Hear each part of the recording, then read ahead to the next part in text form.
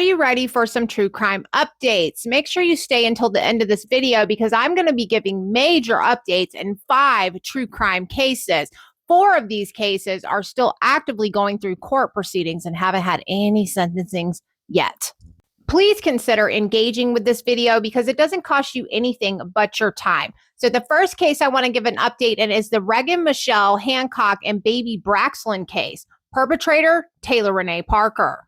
This case, I am covering the second go-round in my live streams because when the Maternal Instincts documentary came out, we didn't have a lot of content as far as interrogations and jail calls, and now we do. Taylor Renee Parker is nothing short of evil. This is the most brutal true crime case I've ever covered that was committed by a woman. She befriended Reagan, took her wedding photographs, faked a pregnancy for 9 to 10 months, and then proceeded to attack Reagan in her home, removed her baby. Neither survived, neither Reagan or the baby, while her 3-year-old daughter was in the back bedroom.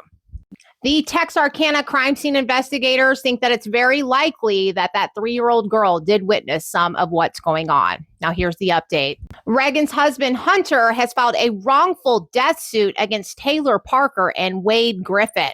Wade Griffin, you can see in this photo, and pretty much went viral on the internet because he claims he didn't know that Taylor was faking her pregnancy. So Hunter has now decided to include him in that wrongful death civil suit.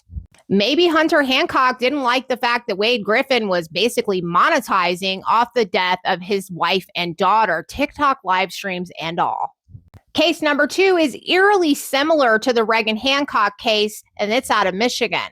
This is the Rebecca Park case where she was allegedly kidnapped by her mother and mother's husband, a strange biological mother, mind you. A botched C-section was involved. Rebecca did not survive, and they still have not located the baby. On July 20th of 2026, this woman, Rebecca's biological mom, Courtney Bartholomew, had a closed competency hearing that we don't have any results of because it was closed off from the public. After that, her husband, Bradley, on July 24th in the 84th District Court out of Cadillac, Michigan, filed a motion for internet access. For some reason, he thinks he needs that to see the 6,000 court documents. Bradley, you're not a lawyer. And what do we think actually happened to the baby's remains? Comment your thoughts below. Brad was also scheduled for a mental health evaluation back in March. They always play that card, don't they, to try to get out of trouble.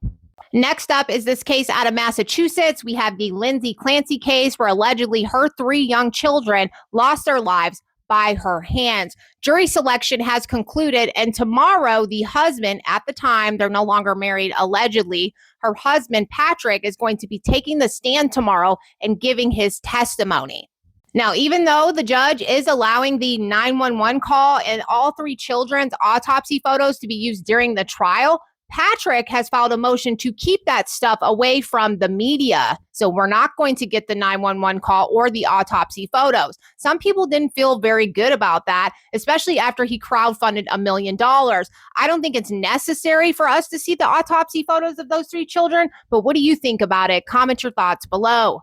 And based on what I'm seeing in the comment sections, people feel a type of way about Patrick. Now, it's going around that he has remarried this woman who kind of looks like Lindsay. After Lindsay Clancy allegedly strangled her 3 children and then was unsuccessful in taking her own life, he quickly sold that family home, and people feel like he moved on too quickly. Is there like a time limit, or what's the appropriate time frame to move on after something like that? Then we have the Cider case that was referred to as a house of hoarders after 16 children were removed from unsavory conditions, and all 4 adults were charged with 16, well, according to the paperwork, 17 counts of child endangerment. Gary Siders Jr., right here, who is supposed to be the father to all of those 16 children, him and his lawyer have now requested a competency hearing. Shocker. In my personal opinion, all 4 should be held accountable, especially Gary Siders and Elizabeth Siders. They are the mom and dad, after all. The last case that I want to give you guys some updates in is the Celeste Hernandez case. David Burke, he's going to court right now, and he is something else. We have learned that Celeste had to terminate pregnancy at the age of 13. The media coverage has been saying that David Burke has had little to no reaction while in the courtroom, except recently. In the most recent day of court, they were describing a lot of sexual imagery between him and 13-year-old Celeste. When his D pics were being described, it was making him uncomfortable. And I love that for him. What I don't like is that Celeste's parents were also in the courtroom and they had to remove themselves when they were describing all the sexual contact between the two of them, pictures and videos with a young girl. Honestly, David, why is this the time that you choose to start taking notes on your little yellow pad of paper? Another concern that I have in the Celeste Hernandez case is that all of David Burke's social media accounts are still active, which means he's still making money from that. And it really is so easy for them to just transfer ownership of a social media platform to somebody else to then make profit from this. I mean, the best way to go viral is to murder somebody, dismember them, and leave them in the back of a Tesla. In my opinion, prison is too good for David Burke. Imagine it now. He's sitting in his cell with all kinds of commissary, has access to a tablet to communicate with whoever he pleases. So I'm hoping by the time that David Burke is sentenced to the death penalty, fingers crossed, that they're going to file a motion to deactivate all his social media accounts and not allow those to be transferred to another owner. And this really strikes the heart of what I do and why murderers should not be influencers. These Son of Sam laws that we have put in place need to be updated, and I mean updated federally.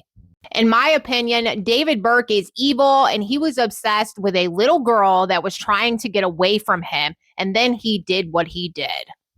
Anyone that has been convicted of murder or any kind of SMEX crime, and I'm not talking about self-defense, should not be allowed to even open up any kind of account when it comes to social media. We need justice for all 22 of these victims. Knowledge and awareness is the first step. We need justice for all 16 Sider children, justice for Rebecca Park and her unborn child. We need justice for 5-year-old Cora, 3-year-old Dawson, and 8-month-old Callan, regardless of the mental health issues. We need justice for 14-year-old Celeste Hernandez. Don't forget to follow or subscribe.